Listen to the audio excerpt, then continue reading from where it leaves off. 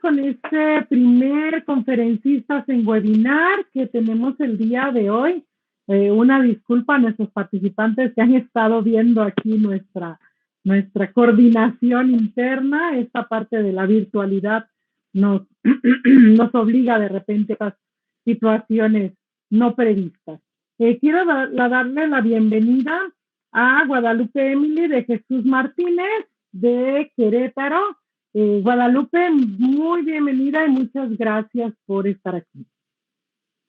Gracias, un placer. Muy bien.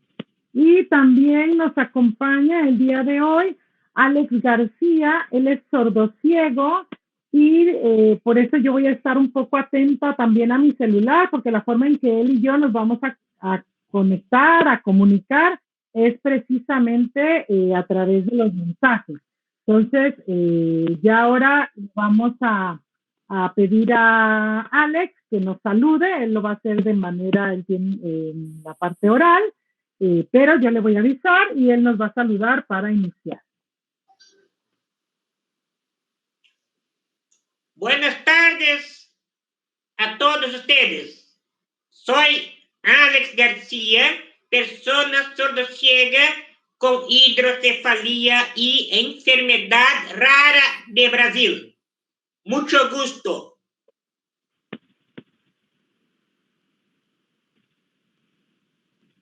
Listo, muchas gracias a Alex. Y también está en el programa Carlos Julio Medina, quien todavía no se ha conectado. Es probable que tenga algún problema de conexión, lo estaremos esperando un poquito. Entonces, le vamos a pedir a Guadalupe Emily que sea quien inicie. Esperamos que aprovechemos al 100% esta jornada. Yo creo que es muy importante. Voy a presentarla. Guadalupe es estudiante de la UAC, de la Licenciatura de Lenguas Modernas en Español, y pertenece a la comunidad indígena Otomí del municipio de Amialco. Tiene una discapacidad motriz. Ella ha participado en casas hogares para niñas con discapacidad, y una de sus acciones más importantes es que lucha por la inclusión de personas con discapacidad, además de estar luchando siempre por el rescate y preservación de la cultura otomí. Muy bienvenida, Guadalupe. Muchas gracias. En nombre de la RIE te damos las gracias por haber aceptado esta participación. Te escuchamos. El micrófono es tuyo. Gracias. Bueno, voy a presentar.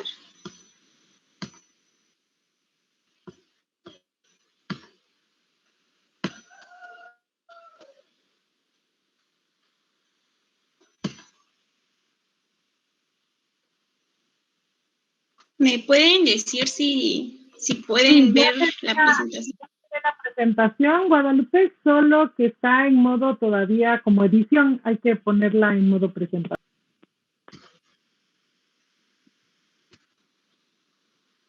Muy bien, listo, perfecto. ¿verdad? Ya listo, Guadalupe, adelante. Gracias. Discapacidad dentro y fuera de la universidad, siendo mujer indígena durante el COVID-19.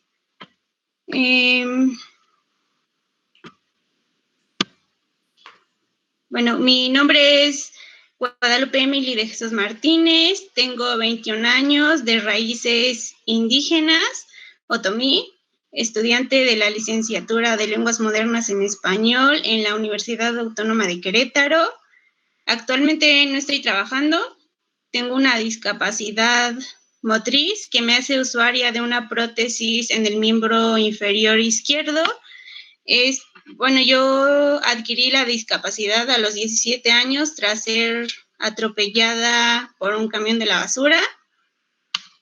He vivido la discapacidad desde dos contextos completamente diferentes. En el entorno rural, en San Ildefonso, pueblo otomí donde radico actualmente, y en la ciudad de Querétaro, donde estuve viviendo al entrar a la universidad. Lo anterior me ha permitido observar y experimentar las dos caras de la discapacidad, las brechas sociales, la infraestructura y de oportunidades entre una y otra. Y bueno, me han hecho cuestionarme la idea de mudarme permanentemente a la ciudad en búsqueda de una vida independiente. Las personas indígenas con discapacidad se encuentran en una mayor situación de desventaja social y de vulnerabilidad severa al ser discriminadas y excluidas de programas específicos destinados a mejorar el ejercicio de sus derechos fundamentales.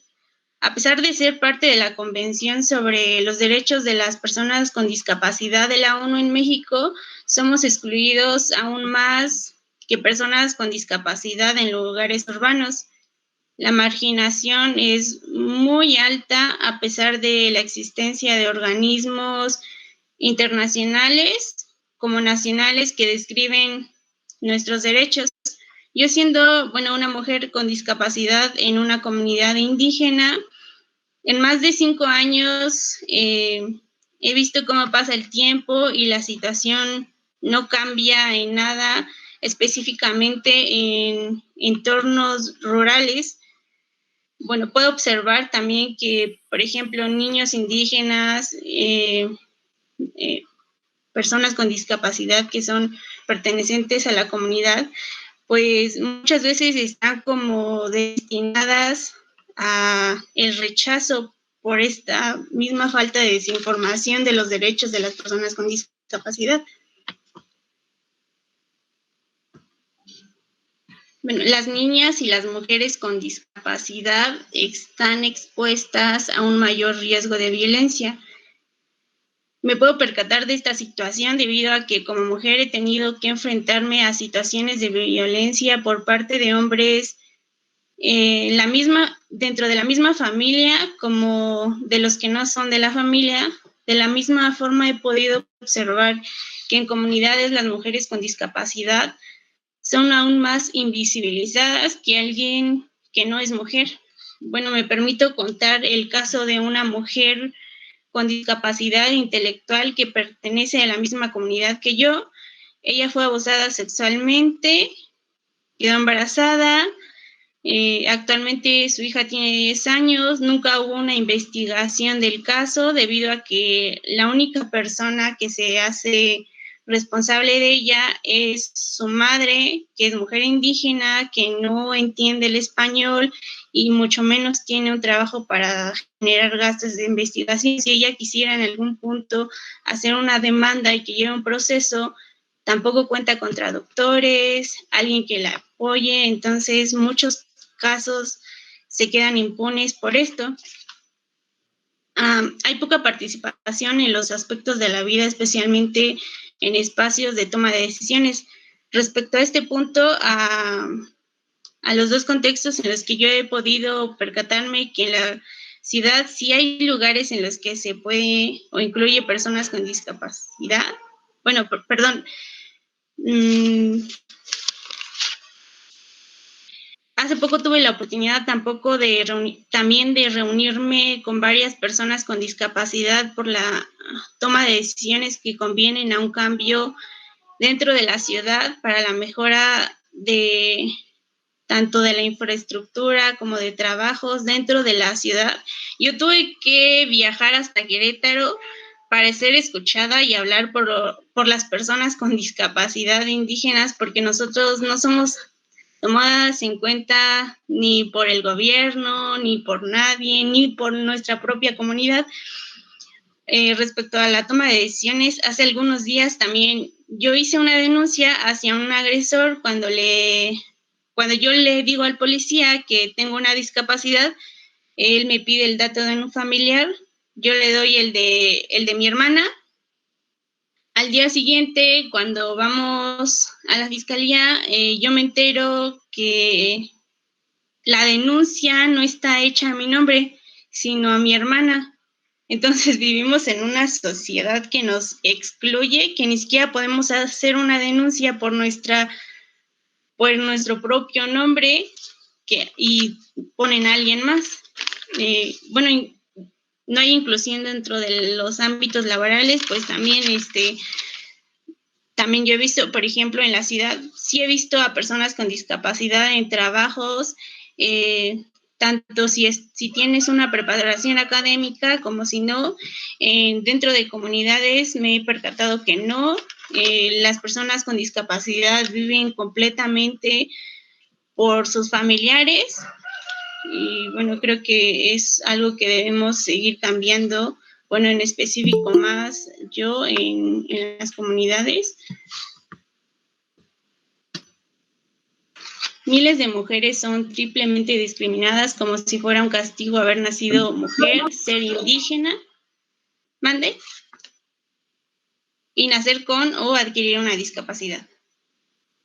Los paradigmas sociales invalidan todo tipo de participación de las mujeres con discapacidad, ya que nos hacen ver como una carga o un castigo, dando pie a que dentro de la misma comunidad se nos aparte de los prejuicios absurdos que no dan derecho a la inclusión. Hablando específicamente de la mujer con discapacidad, me he dado cuenta que en lo urbano son menos mujeres en algún trabajo. Conozco a muchas personas con discapacidad y varios tienen trabajos dentro de en la ciudad, y la mayoría son hombres y pues las mujeres no. Pues en este sentido, el hombre con discapacidad también tiene un poco más de oportunidad de ser independiente que una mujer.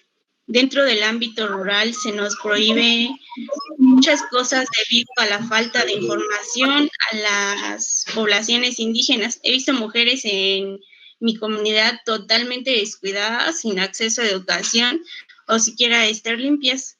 He incluso escuchado a hombres hablar con morbo sobre las mujeres con discapacidad, aún sabiendo que ellas pues, tienen la discapacidad. Julio, ¿te podemos pedir que apagues, por favor?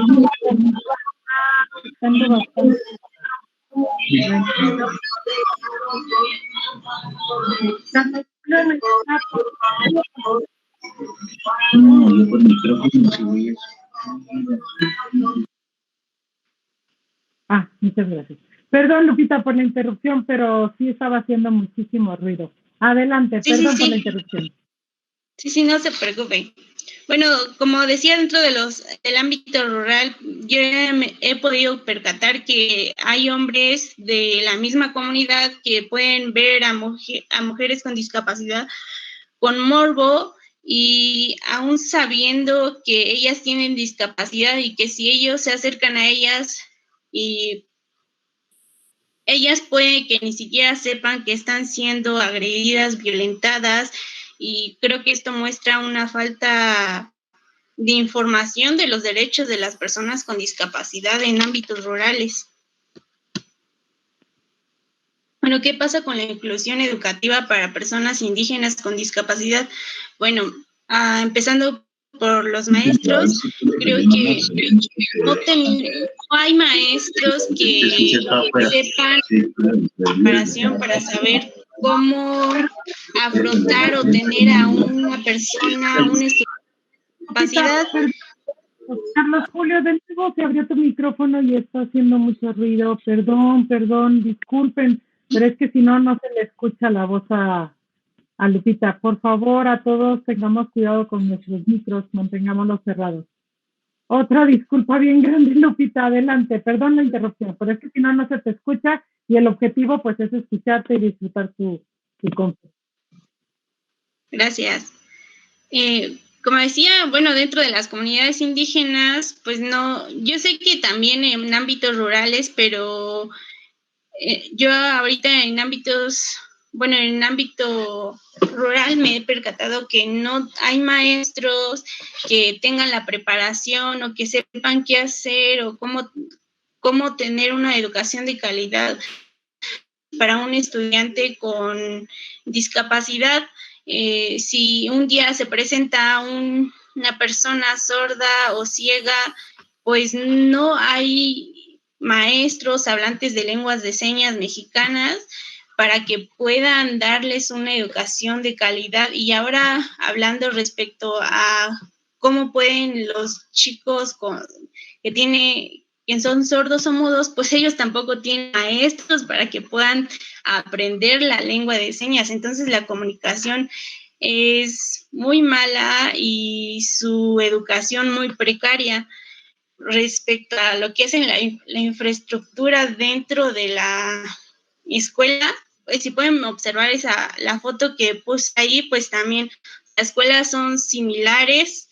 No hay acceso, los salones no están diseñados para personas con discapacidad, ni siquiera hay rampas para si un día hay un estudiante con silla de ruedas, por lo que hace que muchas veces pues los estudiantes o personas con discapacidad no asistan a la escuela y tengan estos rezagos educativos, sean analfabetas. Respecto a la movilidad también, muchas veces, pues para ir a la escuela necesitas, no sé, un automóvil si eres si llevas silla de ruedas o tienes alguna discapacidad motriz o algo que te impida un traslado a pie. Muchas personas indígenas pues no se pueden dar el lujo de tener un automóvil, entonces ¿qué hacen? Pues también no puedes tener una educación en casa porque la economía no se lo permite. Respecto al desconocimiento de los derechos de las personas con discapacidad, lleva a su nulo cumplimiento. Bueno, las personas indígenas con discapacidad siguen manteniéndose prácticamente invisibles. A menudo he escuchado o he estado en algunos debates sobre los derechos, pero aún no podemos beneficiarnos como de estos derechos que se supone ya están escritos dentro de la Constitución o otros lugares y pues no los tenemos. Y aunque en los últimos años la lucha de las personas con discapacidad por el reconocimiento de nuestros derechos ha sido más activa y con más presencia, en comunidades rurales sigue siendo olvidados, pero creo que poco a poco estamos tomando uso de nuestra palabra y eso es importante.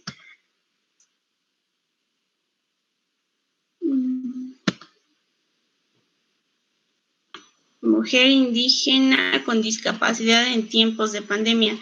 Bueno, en la educación, y voy a hablar, bueno, solo de mí, en lo personal respecto a la educación, al comienzo de la pandemia fue muy complicado debido a que yo no contaba con internet o alguna fuente de Wi-Fi cercana. El que yo tuviera internet, el que yo no tuviera internet, pues no significaba que las clases se detuvieran. Los maestros tenían que dar sus clases, lo que significaba un rezago para mí, aun con que yo tratara de investigar el tema o los maestros me dieran información, pues creo que no era suficiente. Cuando comencé a buscar como compañías de internet, todas me decían que no tenían cobertura esta área. Un chavo de mi comunidad me dijo que tenía el servicio, pero que con la colocación del módem, antena y pago del primer mes me cobrarían 5,000 pesos. Yo comparé de verdad estos precios de la ciudad y aquí como me estaba saliendo y me parecía totalmente una exageración. Bueno, yo seguí buscando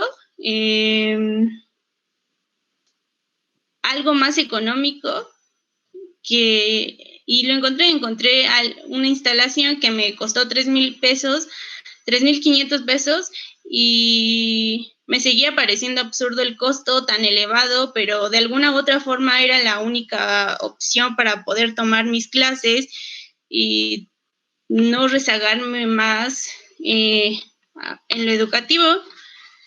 Teniendo ya estos servicios, pues no han sido los mejores de todos, ya que a veces, bueno, tengo muy mala recepción, hay días que incluso no tengo internet en 1 o 2 días.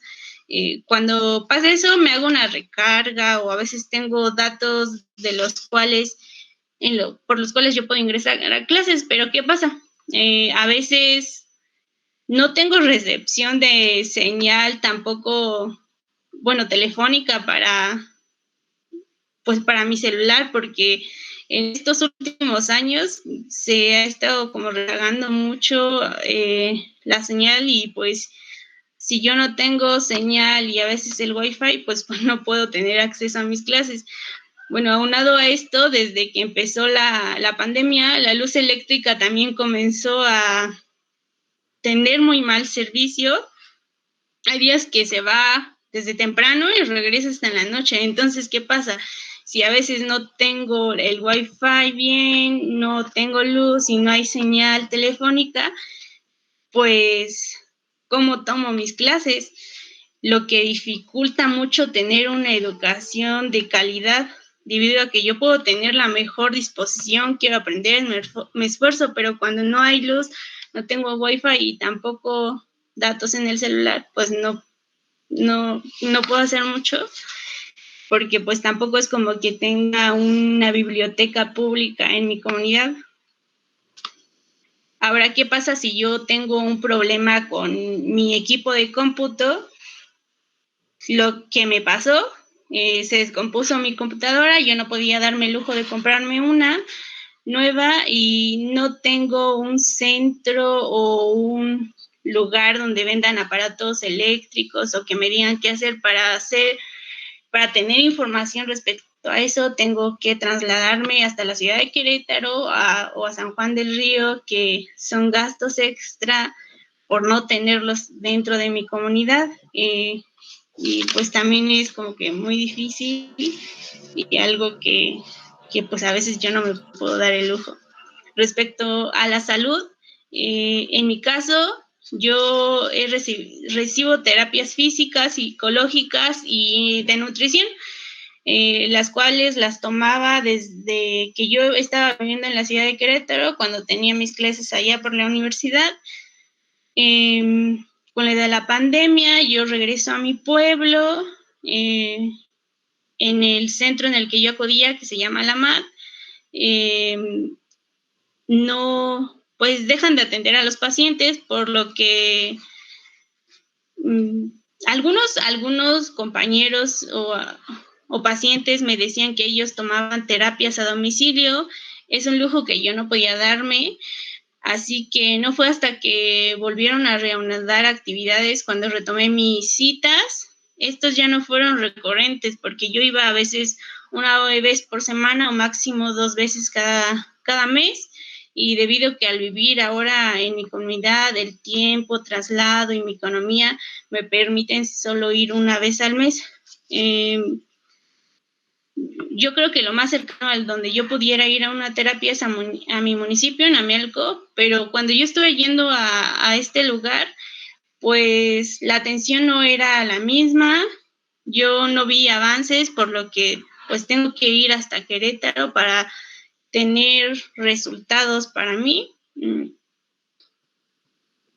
en el tiempo que yo estuve sin terapias, estuve muy mal, entré en un cuadro depresivo, no podía darme el lujo de tener o contratar a alguien que me diera terapias a domicilio, y no solo por mi economía, también pues en la comunidad no hay estos servicios. Entonces es algo que yo creo que me afecta a mí y a muchas personas de mi comunidad. En cuanto a la economía, afortunadamente yo siempre he sido apoyada por mi madre. Cuando tenía la oportunidad, cuando yo estaba viviendo en Querétaro, trabajaba en lo que pudiera, cuando podía, pero aquí en mi comunidad ya no lo hago, y mucho menos ahora por la pandemia. Creo que afectó, sí. Mande. Te quedan 5 minutitos, ¿vale? Para que puedas ir calculando tu tiempo. Ok, gracias. Adelante. Gracias.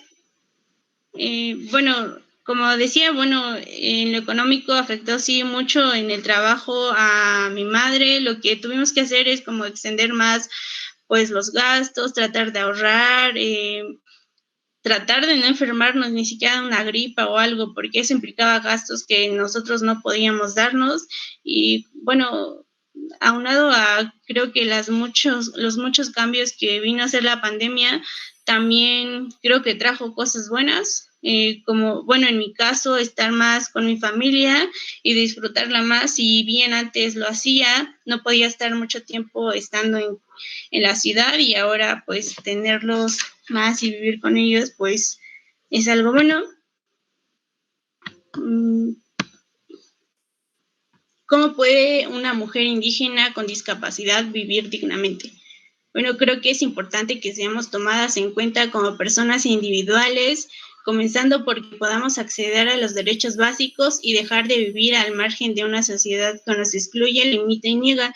Creo que las personas deben dejar de vernos con nuestras discapacidades y comenzar a vernos con nuestras capacidades.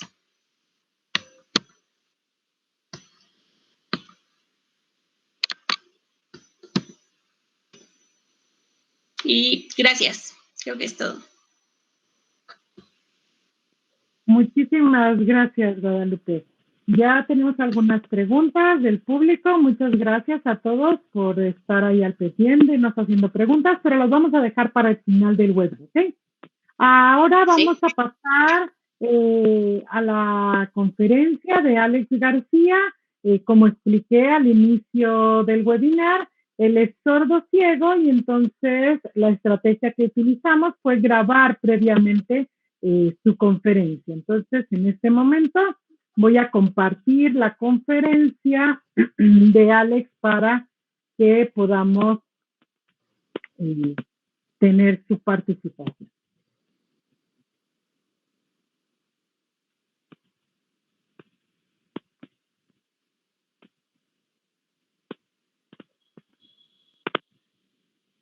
Listo, ¿verdad? Ya la pueden ver. ¿Sí? Ok, perfecto. Allá va. García. Él es el fundador presidente de AGASPAM, la Asociación Gaucha de País de Amigos dos Surdos Ciegos e Multideficientes.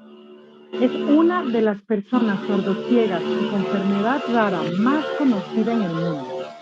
Es la primera en Brasil en posgraduarse, con un nivel de especialización en educación especial. Líder internacional para el empleo de las personas con discapacidad. Forma parte del Programa Profesional de Liderazgo Internacional, Empleo y Discapacidad de Movilidad Internacional MIUSA de Estados Unidos. Participante y colaborador activo del Foro de la Alianza Internacional de la Discapacidad. Y es uno de los ganadores en la categoría Personalidades del Premio Brasil Más Inclusión 2016. Es un gusto que Alex haya aceptado participar con nosotros en nuestro 11º encuentro internacional de la RIE. Le damos la más cordial bienvenida a Alex. Como ya dije en la presentación, él es sordo ciego y por ello tendrá su celular a la mano porque es la manera en que yo me contactaré con él todo el tiempo. En este momento le vamos a dar la palabra a Alex para que él sea quien logre conquistarnos con sus palabras y pueda compartir todo aquello que es su experiencia. Una gran experiencia. Nuevamente le damos las gracias a Alex por esta oportunidad.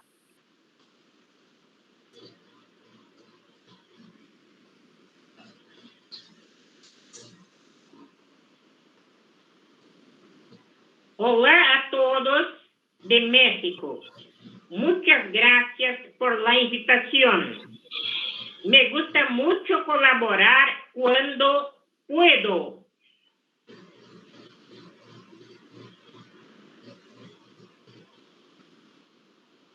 Como saben, soy Alex García, persona sordociega con hidrocefalia y enfermedad rara de Brasil.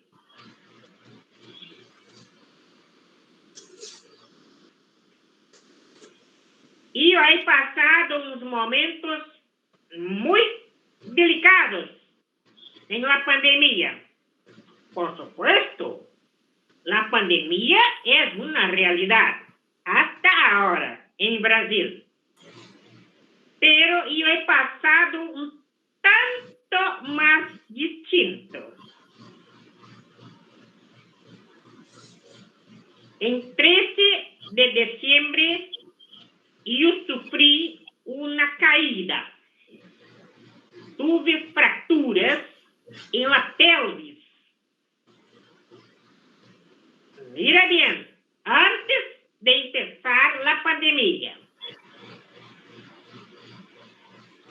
Luego estuve en la cama, con pañales, con sonda urinaria y todo más. Con mi discapacidad, sordo, ceguera, y las otras también, y en la cama. Así fui por un año, hasta diciembre de 2020. Un año de pandemia en la cama. Muchos hablan, estamos cerrados, estamos en cuarentena. Y estaba en cuarentena y estaba en la cama, fracturado. En el año de 2020, empecé la fisioterapia en la cama, los ejercicios, todo en la cama.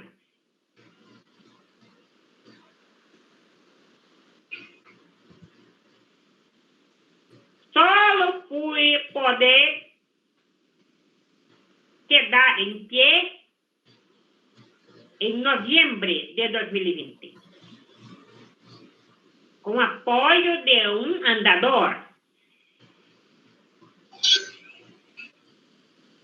Luego, diciembre, un año después, yo estaba a caminar con mucho cuidado con mi bastón rojo blanco, bastón de sordos-ciegos.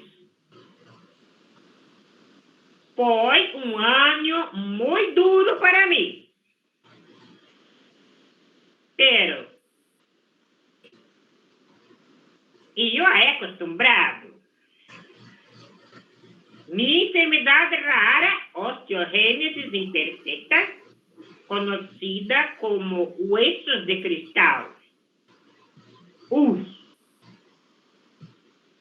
En toda mi vida, mucho más de 50 fracturas y miles de lesiones musculares. Es una cosa natural para quien tiene huesos de cristal.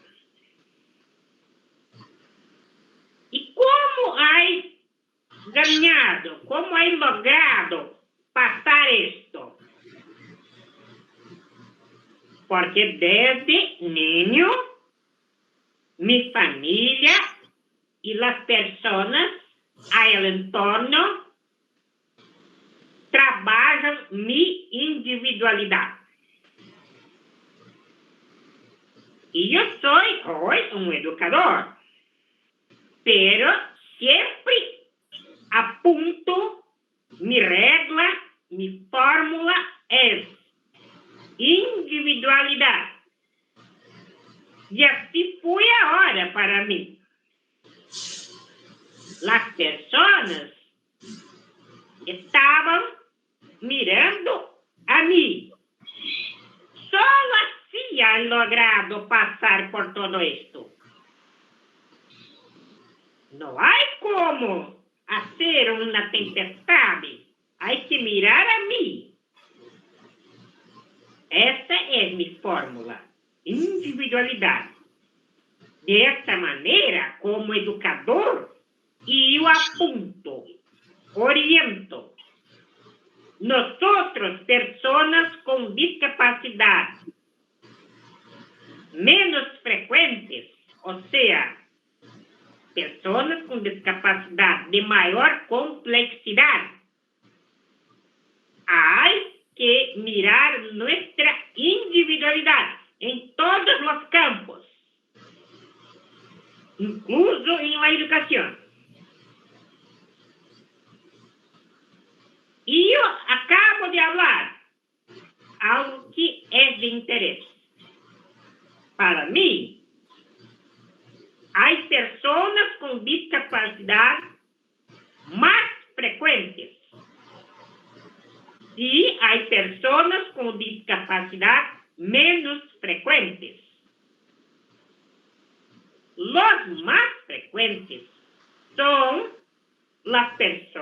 con discapacidad de menor complejidad y de mayor visibilidad. Muy claro. Y las personas con discapacidad menos frecuentes, al contrario, son las personas de mayor complejidad y menos visibles. Y yo por toda mi vida fui y soy una persona menos frecuente. Son cosas muy distintas. Y mi orientación siempre fue esa. Las personas con discapacidad menos frecuentes, hay que mirar su individualidad en todos los campos de la vida. Para mí, no hay otra fórmula. La individualidad puede mover, puede lograr sobre las barreras. Esto que oriento. Sería un equívoco, un malo de mi parte, no hablar del desarrollo humano para sustentar esta orientación. ¿Cómo sucede el desarrollo humano? El desarrollo humano sucede de la siguiente manera. La comprensión precede la ejecución. Siempre. O sea, es necesario comprender para después ejecutar. Quase todas, si no todas, las personas con discapacidad menos frecuentes tienen barreras en la comprensión. Por supuesto, van a ejecutar mal. Las personas con discapacidad menos frecuentes están un tanto fuera de la curva, fuera del desarrollo humano natural. Por esto hablo de la individualidad.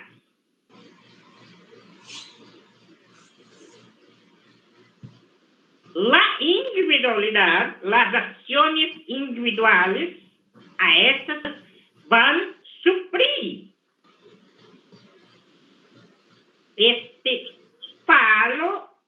esta falta en la comprensión.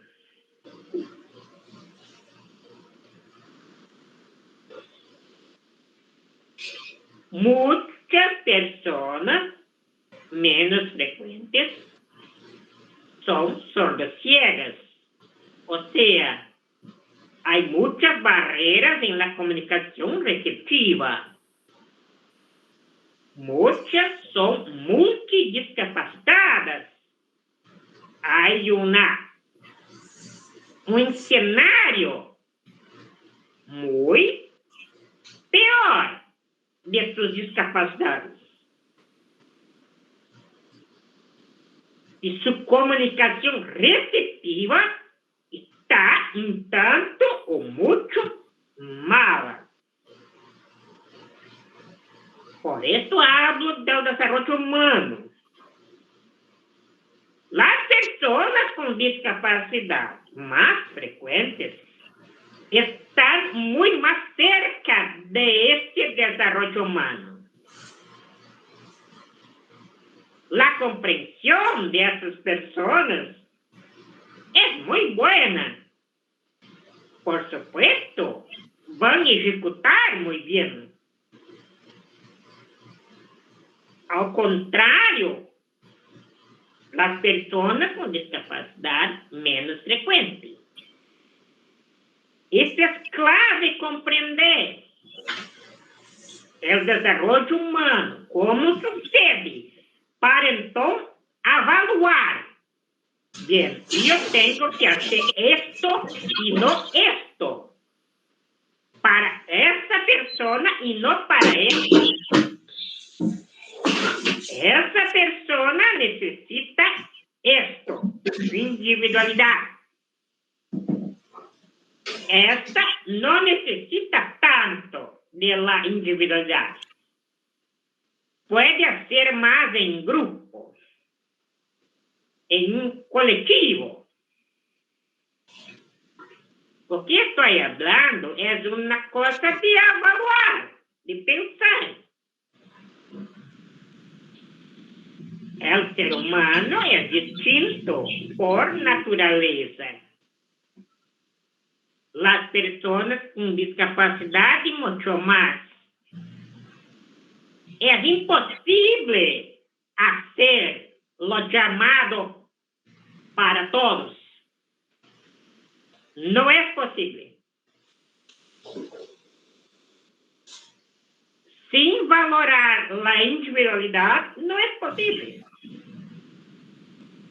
Si hacer una encuesta, una investigación firme, va a ver que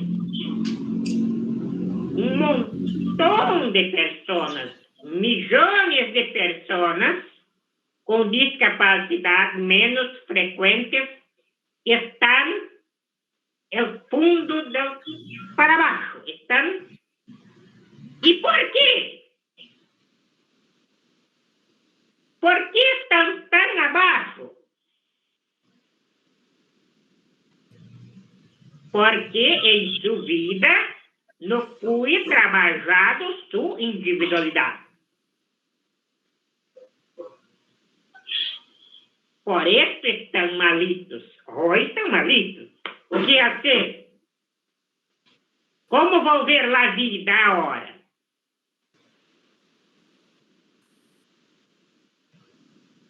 Y yo tengo desarrollado en mi vida 4 pasos para el desarrollo. Mis pasos que yo he manejado en mi vida con todas mis discapacidades, con todas mis barreras. Yo tuve que desarrollar herramientas. Además de esta individualidad, las herramientas, los medios. Y yo he desarrollado 4 pasos para el desarrollo, que puede ser de interés para ustedes. El primer paso, conocer a sí mismo.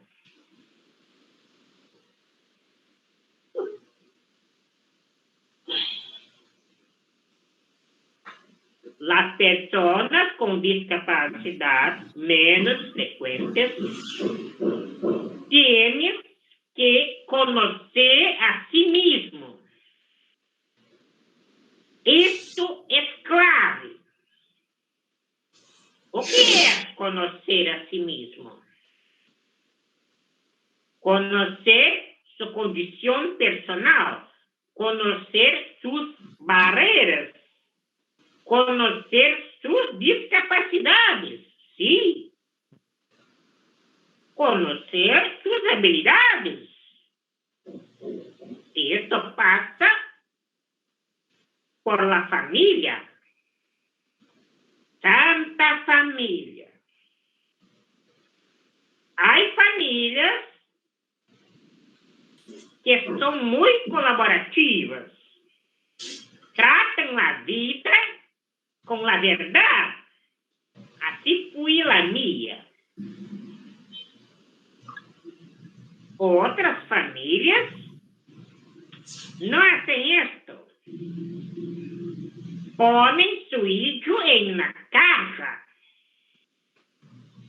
con muchos sueños, con cosas, solo con pensamientos. Malo. De esa manera, la persona con discapacidad menos frecuente no va a conocer a sí mismo. Y así la cosa va a ser un tsunami. Primeiro passo, conocer a si mismo. Segundo passo, control de las emociones. Controlar sus emociones. Esto también es clave. Si la persona con discapacidad menos frecuente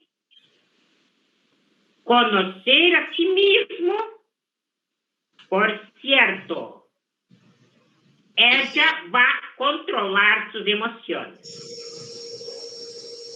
Siempre cuando una persona es malita en sus emociones, es porque ella no conoce a sí mismo. ¿Y yo controlo mis emociones? Sí. Yo tengo un muy buen control de mis emociones. No es cualquier cosa para derrubarme emocionalmente. ¿Y por qué? Porque el primer paso está muy sólido en mí. Y yo, Alex, tengo conocimiento de mí mismo. Y así tengo un buen control de mis emociones. Tercero paso. Planificar. Si una persona con discapacidad menos frecuente conocer a sí mismo, ella va a tener control de sus emociones. Y, por supuesto, ella va sí a hacer buenas planificaciones. Ella va a planificar sus acciones muy bien, porque ella sabe quién es, entonces ella va a hacer así y no así. Así no puede, así voy malo. Tengo que ir por aquí. Este es el camino, no ese. Todo va a ser planificado. Y yo he llegado acá porque hizo una buena planificación en todo. Cada acción, cada trabajo que tengo que hacer, yo hago una planificación de acuerdo con mi vida, de acuerdo con mis necesidades. Primeiro passo, recuerden. Y de acuerdo a mis emociones. Así, mi planificación va muy bien. Yo tengo que planificar de una manera firme para mí ejecutar bien. Cuarto paso, orientar. Por supuesto que una persona con discapacidad menos frecuente no es un robot, no es una máquina. Ella va a encontrar barreras que por ahora no se puede avanzar. O que pasa? Ella va a orientar a alguien, otra persona, para ayudarla. Este es el cuarto paso muy importante. Y yo también. Hay muchas cosas que, a pesar de todo mi desarrollo, a pesar de conocer el desarrollo humano, a pesar de desarrollar mis pasos, llego, no tengo salida. No puedo hacer. ¿Y ahora? Ahora eu pongo en práctica el cuarto paso. Oriento otra persona para ayudarme. Va a suceder mucho este cuarto paso. No somos máquinas. No podemos ser robots.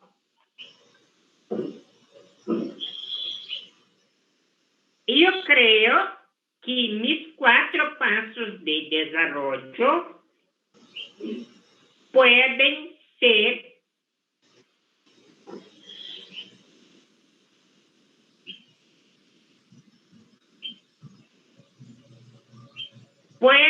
ser valorados más. Ustedes que son maestros, maestras, educadores, profesionales, pensar muy bien todo que yo he hablado. Mucha atención al desarrollo humano. Mucha atención. La comprensión precede la ejecución. Y mucha atención a mis 4 pasos de desarrollo. 4 pasos para el desarrollo. Conocer a sí mismo. Tener control de sus emociones. Planificar y orientar.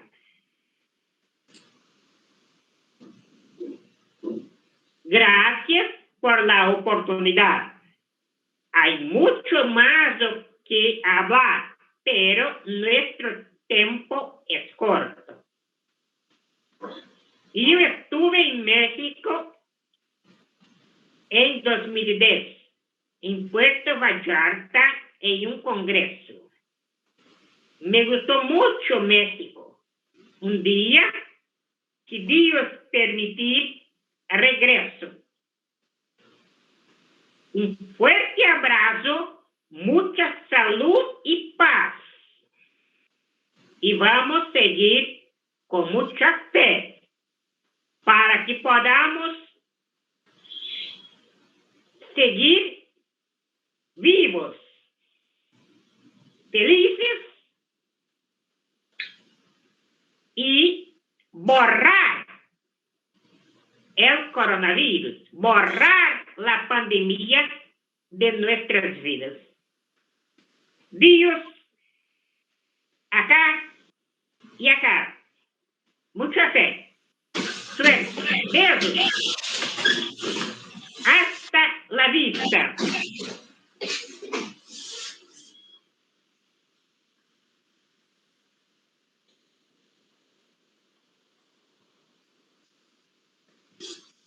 Bueno, esta fue la conferencia que grabamos con Alex García.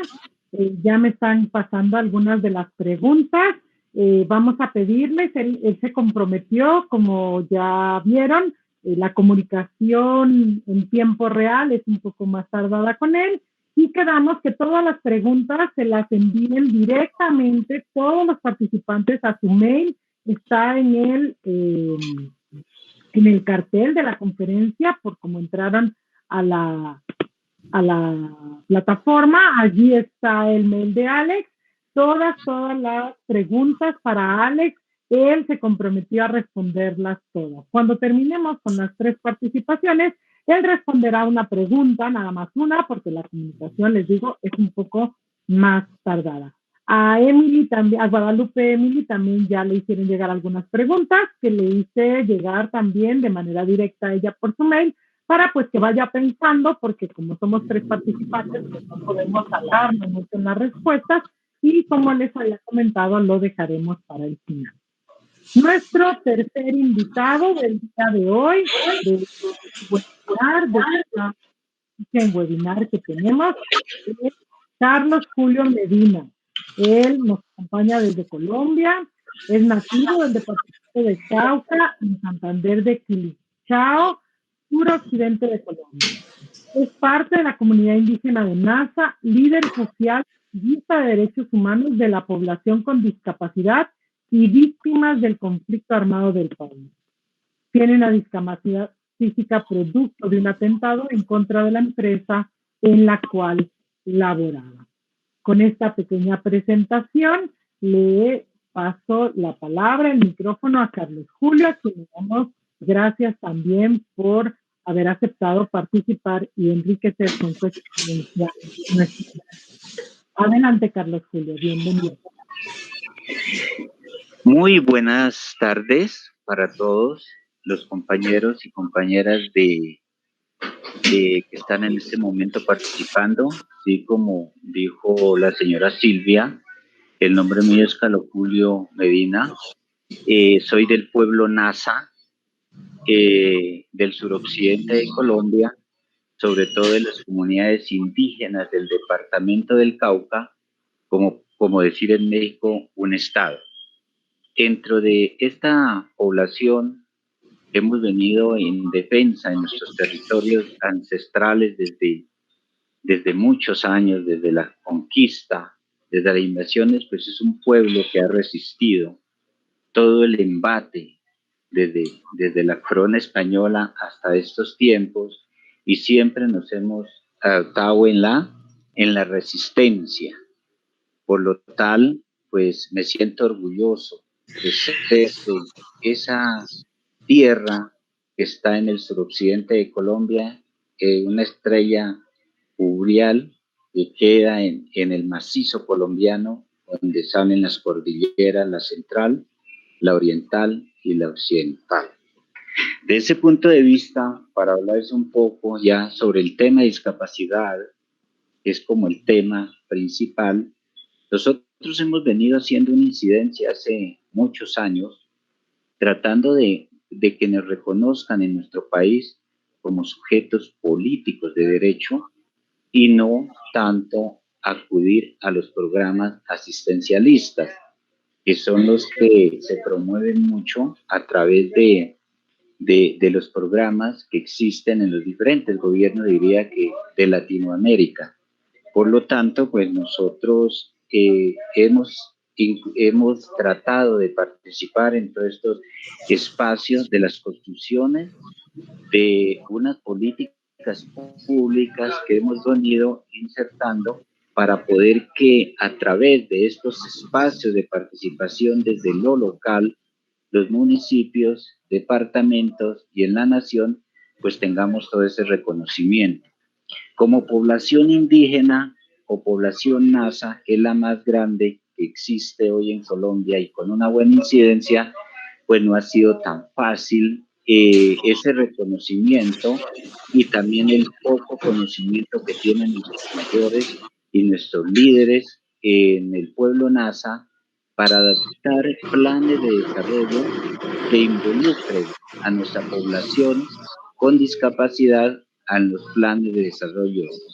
Ese es un primer punto, pero también en segundo punto es que desafortunadamente la violencia que ha azotado nuestro departamento los conflictos armados por los diferentes grupos y actores armados, tanto ilegales como de la misma fuerza pública, que han querido invadir nuestros territorios con muchos argumentos, pero eso no ha dejado que en nuestras comunidades se haga una buena, yo diría que no inclusión porque ya estamos incluidos, sino esa participación efectiva y ahora que entramos en los temas de pandemia, pues ha sido un factor determinante para que cada día nosotros pongamos y tengamos esa incapacidad, por decirlo así, de participar, porque las comunicaciones realmente no están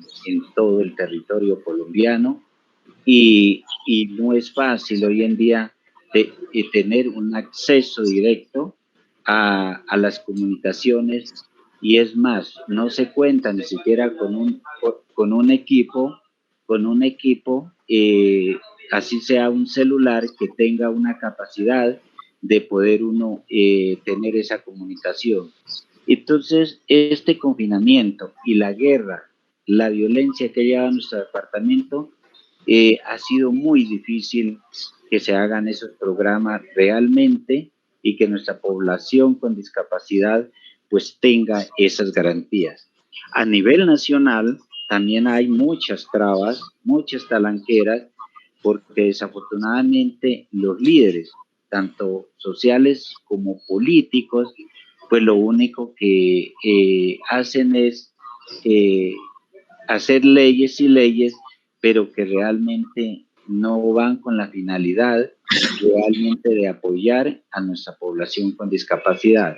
Simplemente es como un cumplido, y por lo tanto esa lucha que llevamos aquí en Colombia, tratando de unificar la discapacidad, porque creemos y pienso que la discapacidad no tiene ni color político, ni religión, ni otras condiciones, sino que todos somos seres humanos y por lo tanto necesitamos y merecemos que realmente nos miren tal como somos, y que la discapacidad pues no tiene fronteras ni tiene divisiones políticas.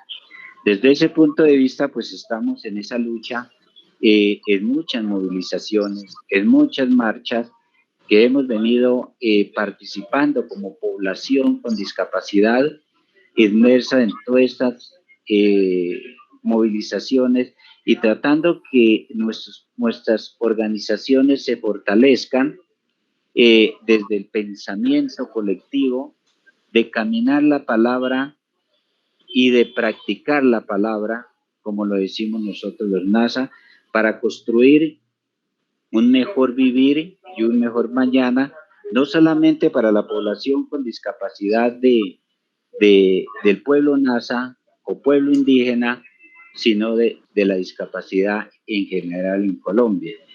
Esa es y las apuestas que llevamos ahora, pero también colocando un granito de arena en el conflicto armado que ha suscitado en nuestro país por los diferentes actores, participando activamente de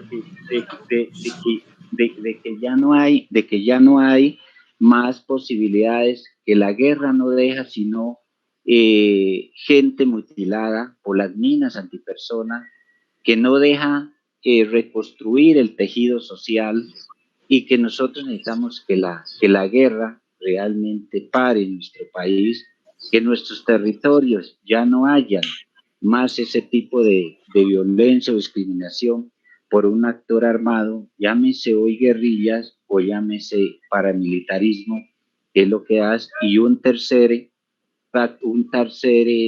grupo que llega a fortalecer esta guerra es como el narcotráfico. De esa comunidad, NASA nos ha dejado muchas víctimas por minas antipersona y otros por los enfrentamientos de los grupos armados entre ellos, pero también los enfrentamientos que ha tenido con la fuerza pública legal de este país. No es fácil uno recorrer nuestro país donde no se encuentre un actor armado. Dentro de esos actores armados pues encontramos tanto de las fuerzas guerrilleras como las fuerzas paramilitares que los hemos en algún momento compartido y hablado con ellos, y el producto de la guerra, pues hoy están en un totalmente abandono. Y en el proceso que hubo de paz en Colombia, con este grupo guerrillero, las FARC, pues ello llegó, pero hasta hoy en día no se han cumplido esos acuerdos de paz, y nuestra gente que participó directamente en la guerra, pues les toca que vivir en muchas partes escondidos, porque no pueden dar, porque son marginados y son discriminados porque en algún momento hicieron parte de esas filas guerrilleras y del conflicto armado en Colombia. Eso es lo que yo les quisiera comentar. Me perdonan un poco el ruido porque la comunicación la tuve mala en mi sitio residencial. Me tocó que salirme prácticamente de un sitio público porque no les puedo quedar mal a ustedes.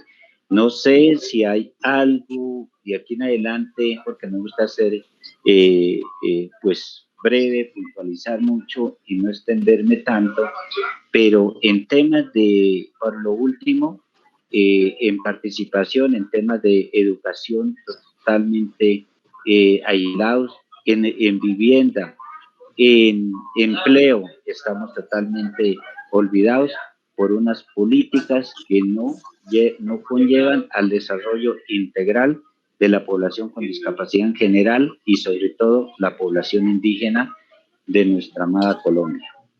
Eso quería comentarle y muchas gracias.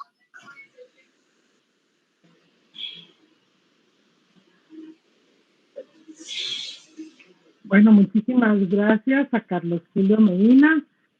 Fue sumamente explícita y muy concreta su participación. Muchas gracias. Tenías todavía más tiempo. No sé si quieras profundizar en alguno de los temas o igual ya te comparto también las preguntas. Bueno, te han hecho una pregunta en específico. No sé si quieras agregar algo más, profundizar en algo. Bueno, yo creería que este tema de la discapacidad, creo que nos falta a nivel de Latinoamérica, sobre todo, es buscar esa unión entre los pueblos y entre países y hacer un gran movimiento que realmente nos lleve a que ese marco legal de la Convención de Naciones Unidas realmente sea aplicada en cada país en favor de la población con discapacidad.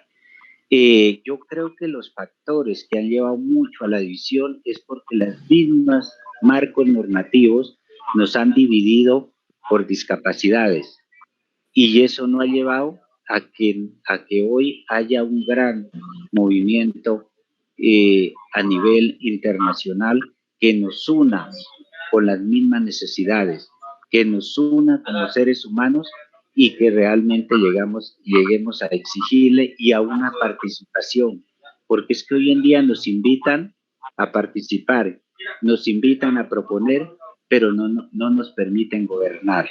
Yo creo que nosotros tenemos que pasar de la participación, de la propuesta, pero también ayudar a gobernar. La discapacidad en Latinoamérica y en el mundo tiene todas las capacidades para hacer una transformación real y no seguir con esa medida de asistencialismo que lo único que generan es más pobreza.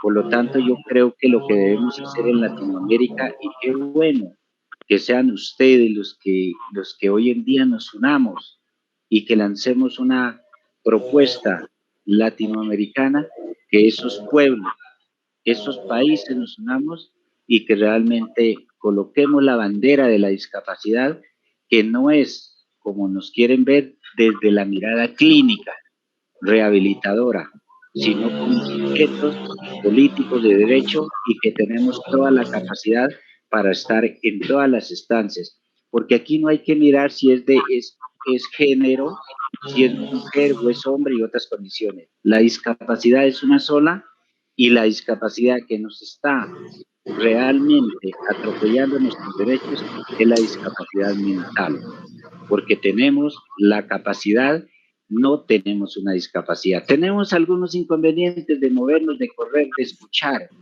de hablar, pero sí podemos construir también modelos sociales que realmente beneficien a toda una comunidad. Eso sería lo que tenía por agregar, aunque me queda un minuto, pero me gusta ser mucho más práctico. Muchas gracias. Muchas gracias, Carlos Julio. Muchas gracias y gracias por haber aceptado.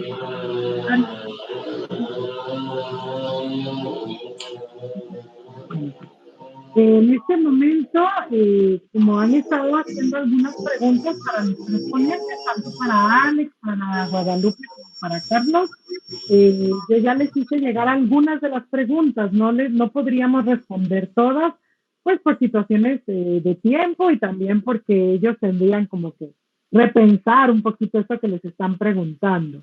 Al final yo voy a poner el mail de los tres para que si alguien tiene una pregunta o quieren una respuesta más específica, se les envíe directamente a ellos. Como les expliqué, Alex fue la indicación que me dio cuando grabamos la conferencia. Por favor, todas las preguntas, él estará muy atento para poderlas responder. En este momento le envié 2 preguntas de las que nos hace el público, de las que nos hacen nuestros participantes en el evento, y entonces le daré en este momento la indicación de que por favor la responda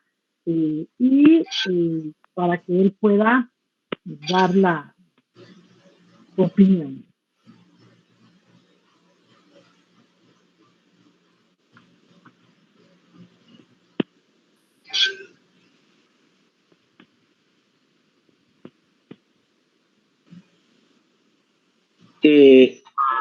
¿Esta pregunta es para mí o señora Sí, Silvia? la que te mandé al WhatsApp es una pregunta dirigida a ti, que ahorita te doy tu espacio para responder. Ahorita vamos a esperar que pueda ver el WhatsApp con el que yo me comunico con él para que pueda responder en este momento. Ok, muchas gracias. Bien. Gracias por las preguntas. La primera pregunta sobre las mismas capacidades. ¿O qué yo puedo hablar para los docentes en formación? Sí, en el mundo de las ideas, sí, tenemos las mismas capacidades. Pero, en el concreto, hay que primero mirar las barreras. En el mundo de la discapacidad, hay los ciegos, que son distintos de los sordos, que son muy distintos de los sordos ciegos, y ese es muy distinto de la multidiscapacidad. No hay como hablar de capacidades iguales sin hacer la distinción concreta de las barreras de cada uno. ¿Puede llegar a la capacidad? Puede. Pero de antemano, mirar, trabajar sus barreras.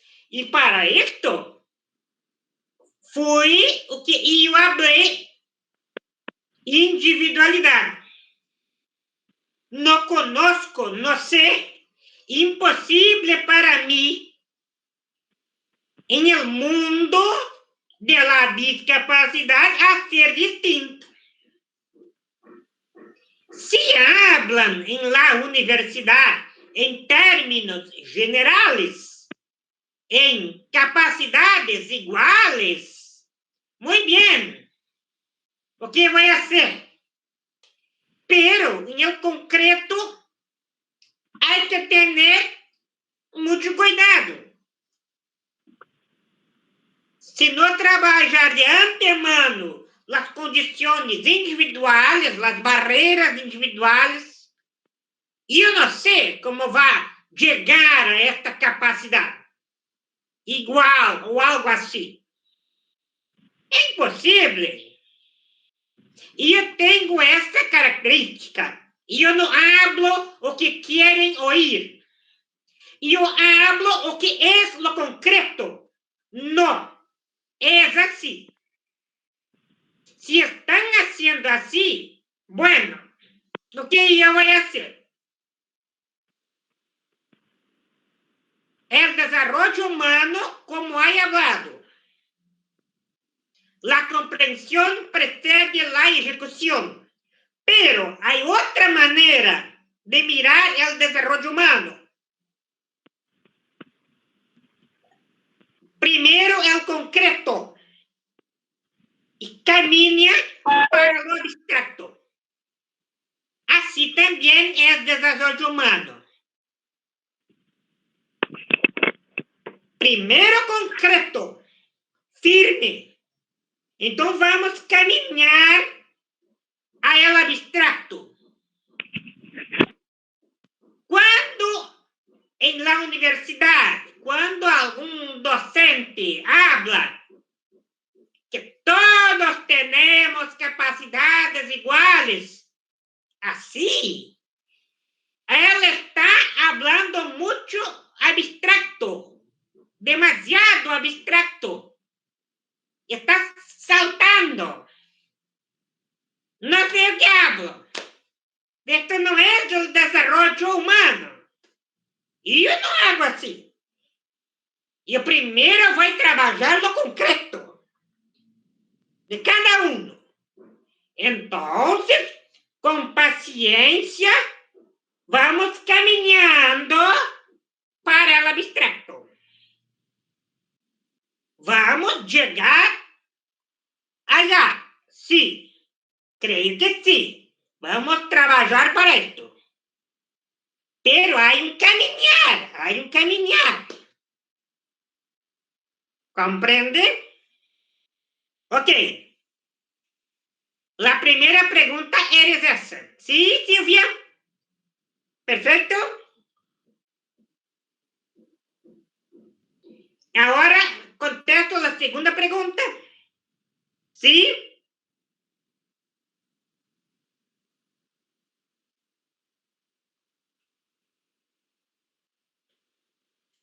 La segunda pregunta es sobre mis medios de comunicación. Muy buena pregunta. También sobre cómo yo he logrado aprender otro idioma. Buenas preguntas. Primero, ¿cómo es mi comunicación receptiva?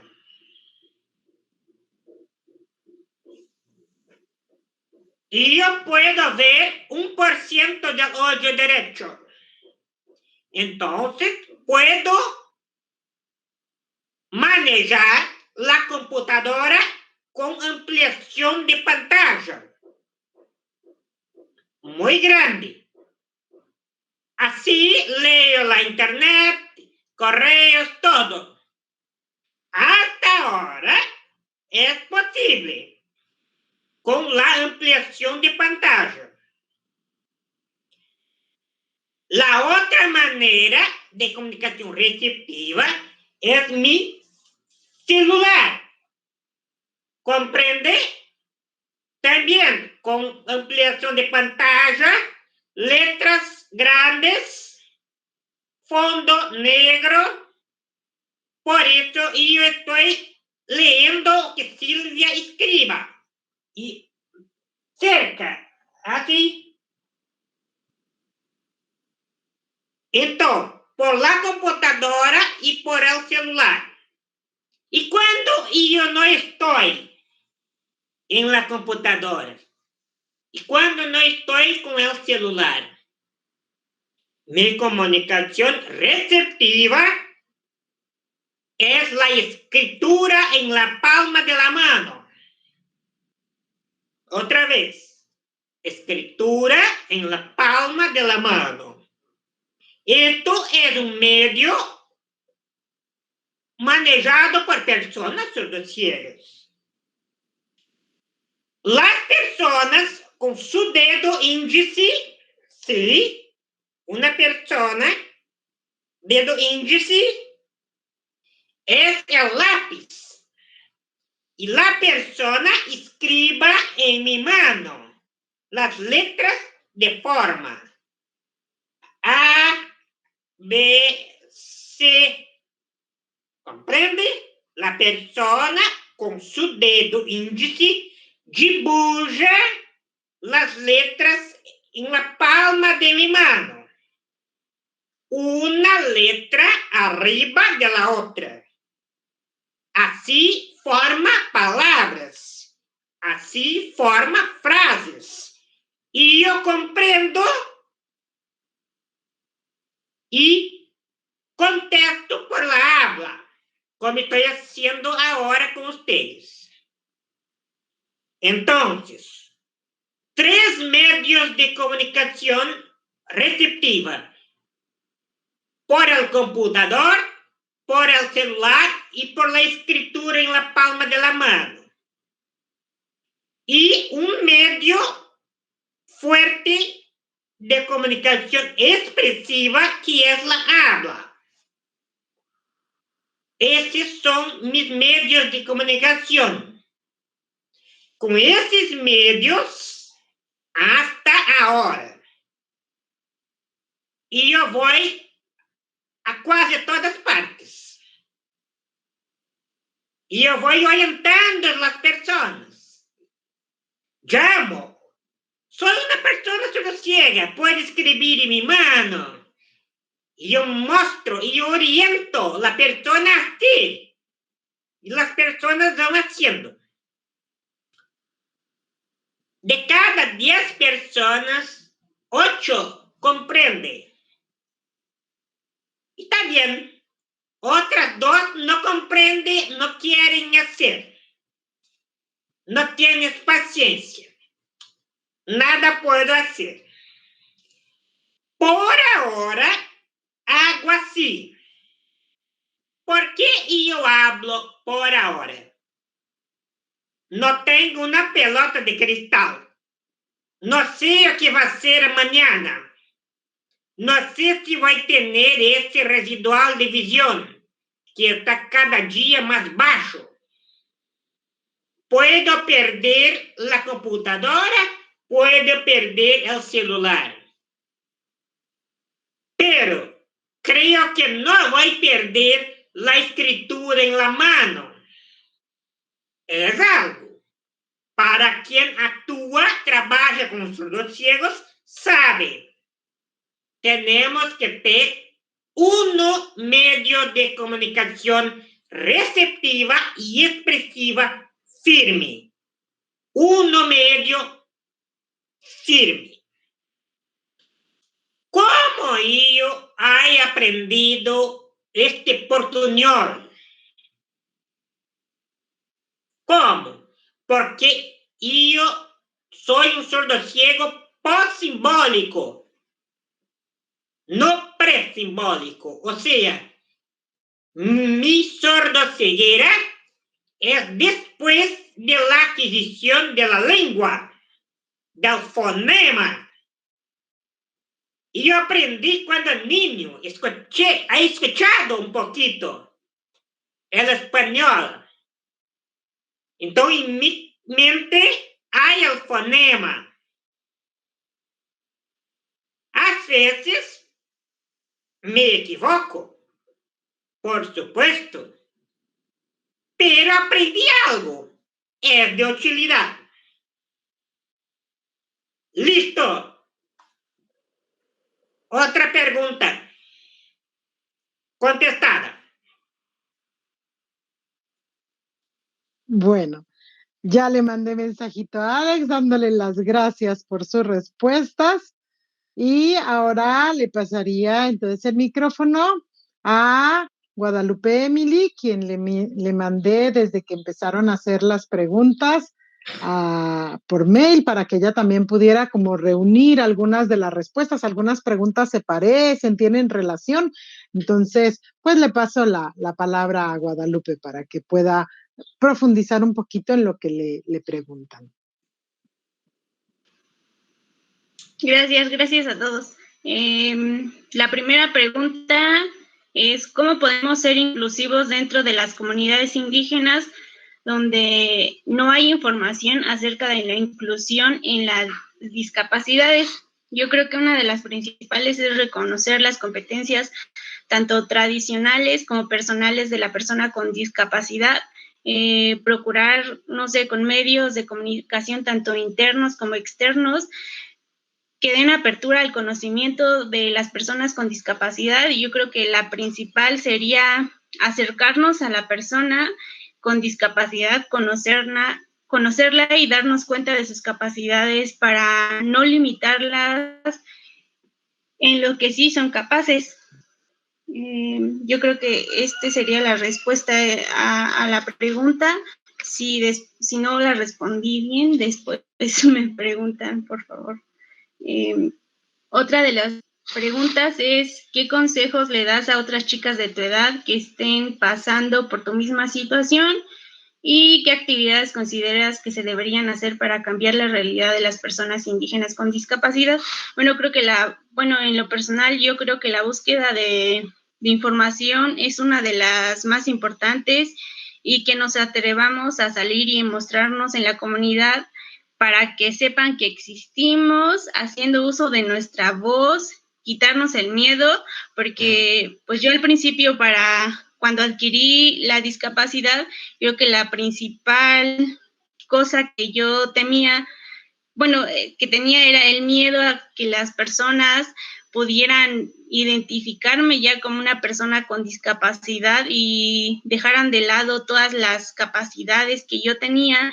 Entonces, enfrentarnos a nuestros miedos creo que es una de las principales para que podamos nosotros trabajar en nuestras metas. Respecto a las actividades, yo me he dado cuenta que en las ciudades hay áreas recreativas para personas con discapacidad, y en las comunidades indígenas no hay eso. Entonces, lo que provoca esto creo que es que las personas con discapacidad dentro de las comunidades indígenas es que se escondan, que se oculten, que no salgan de su casa, que no se integren a la comunidad. Entonces, creo que por esa parte quizás sería un poco por el gobierno de implementar obras para que puedan haber pues estos lugares de concentración que permitan, no sé, en cuanto incluso deporte o arte a las personas con discapacidad, que puedan salir de sus casas, que tengan un área en donde sepan que pueden llegar y pues mostrar sus habilidades y convivir con la demás sociedad. Voy a responder otra de las preguntas, es ¿cuáles serán las exigencias? ¿Cuáles serán las exigencias que nos harías los docentes de apoyo de las USAERs y a los docentes de la educación básica como servidores públicos, veladores del derecho a la educación, para ir desdibujando las barreras para el aprendizaje y la participación de los niños y niñas que atendemos en la educación básica? Yo creo que principalmente, por ejemplo, yo que estoy estudiando lenguas, tengo clases de docencia, pero ninguna de esas clases nos dicen, ¿sabes qué? Vamos a dar, no sé, un pequeño taller de qué hacer o cómo afrontar cuando tengamos a un niño con discapacidad, a un estudiante con discapacidad. Entonces, creo que el problema viene desde nosotros como siendo formados como docentes. No nos están como dando una materia para saber qué hacer en estos casos. Yo afortunadamente tuve 2 maestras que sí nos implementaron, ¿no? Como decir, pues, ¿qué podemos hacer, qué no hacer? Cómo afrontar esto, cómo buscar los programas educativos, los implementemos a esta persona que tenga discapacidad. Y creo que también nosotros, si no tuvimos alguna clase que nos puedan decir cómo darle la clase a una persona con discapacidad, tenemos el deber, tanto cívico como moral, para buscar informarnos y saber cómo atender a la necesidad de esta persona. Yo tuve la oportunidad de dar clases a niñas con discapacidad en mi comunidad y lo que hice es hacer un programa educativo basándome en ellas, pero me doy cuenta que cuando llego a darle clases, pues todas tienen una discapacidad diferente, no todas ellas se iban a adecuar al programa. Entonces, ¿qué hago? Pues yo tengo que adecuar ese programa a cada una de las necesidades de las chicas con discapacidad, porque si llevo, no sé, el programa solo para niñas que sí saben sumar, escribir y restar, y otras que no saben eso, entonces ahí, pues desde ahí yo estaría excluyendo. Entonces, nosotros tenemos ese deber como maestros de investigar para saber qué actividades podemos darle o qué actividades pueden hacer crecer sus habilidades.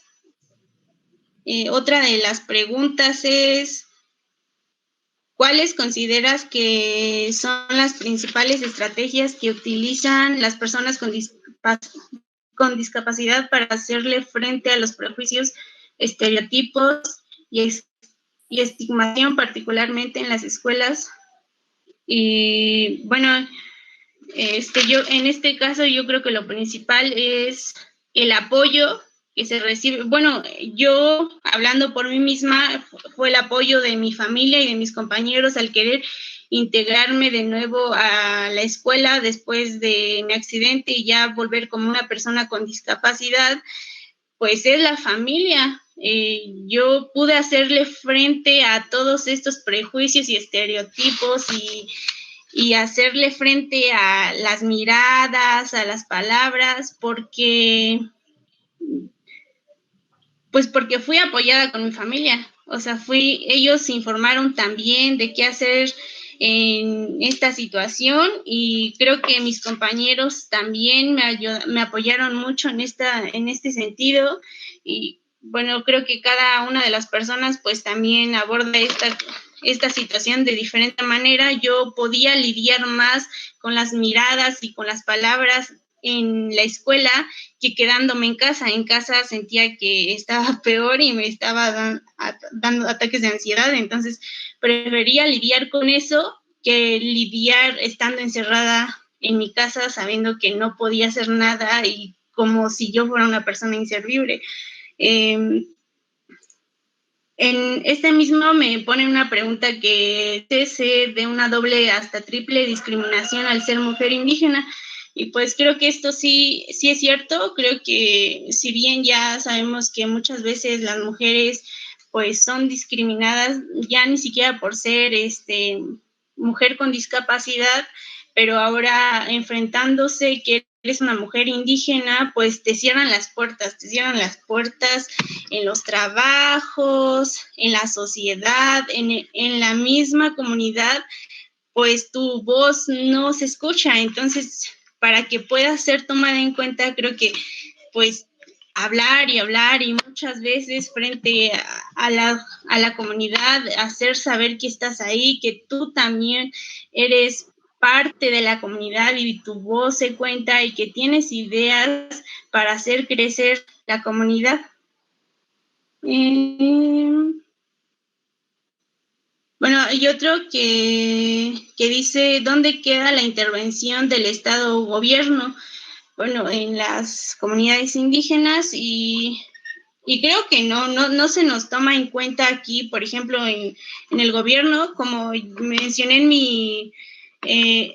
mi presentación, yo hace unas semanas estuve presente en la ciudad de Querétaro, donde el gobierno estaba tomando en cuenta a las personas con discapacidad, pero específicamente en lo urbano, en lo rural no tuve, como dije, yo tuve que trasladarme hasta la ciudad de Querétaro, decir, pues es que a nosotros no se nos hace una mesa de diálogo o una junta de personas con discapacidad en el área indígena, tengo que venir acá para que se me escuche, para que sepamos que estamos aquí y que haya apoyos para ellos. Sé que hay apoyos, pero por ejemplo, cuando yo necesitaba ir a terapias dentro de mi municipio, me decían, pues, ¿sabes qué? Solo te vamos a ayudar con 3 traslados y ya el resto hazle como quieras.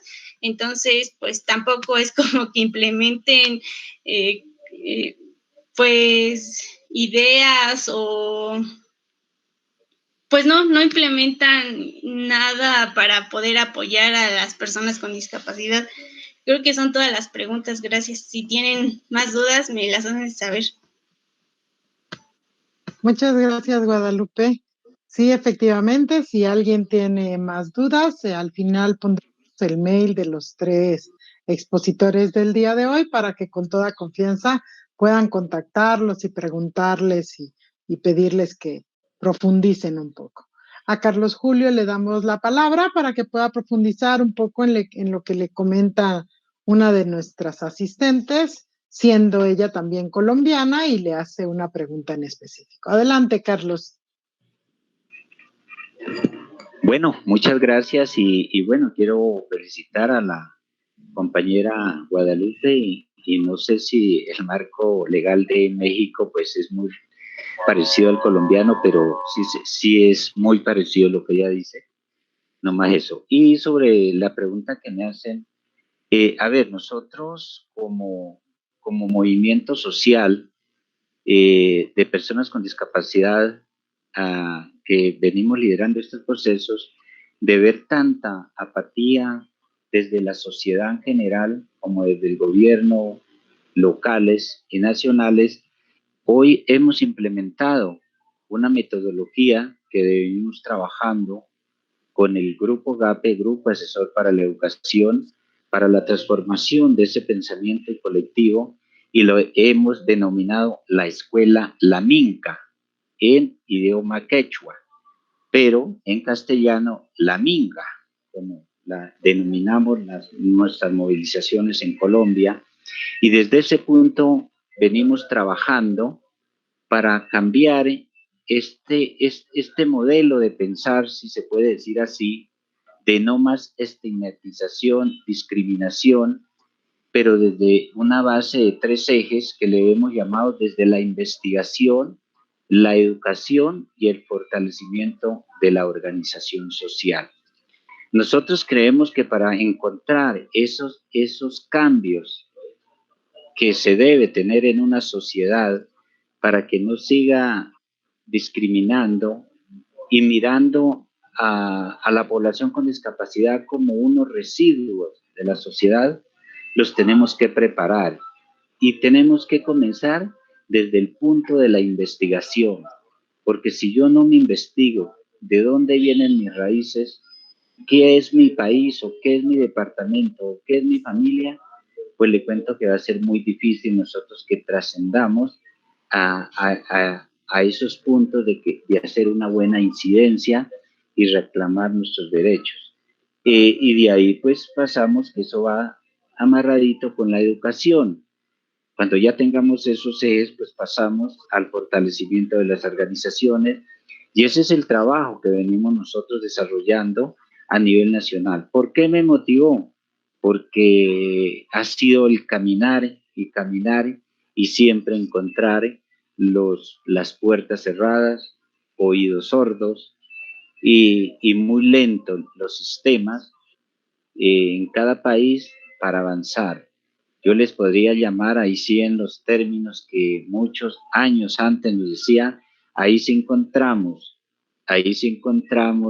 los ciegos, ahí sí encontramos los sordos en las instituciones, y ahí sí encontramos los parapléjicos porque no caminan hacia el horizonte que la población con discapacidad de verdad quiere. Entonces, Eso es lo que hoy me motiva y eso es lo que me ha dado muchas luchas, y no solamente lo quiero hacer a nivel de mi país, sino que un granito de arena que nosotros podamos darle a nuestros hermanos latinoamericanos, lo vamos a seguir expandiendo. Y claro, invitados a todos los que quieran hacer parte de esta escuela La Minca a nivel latinoamericano, que contamos con buenos conocedores y investigadores de la discapacidad.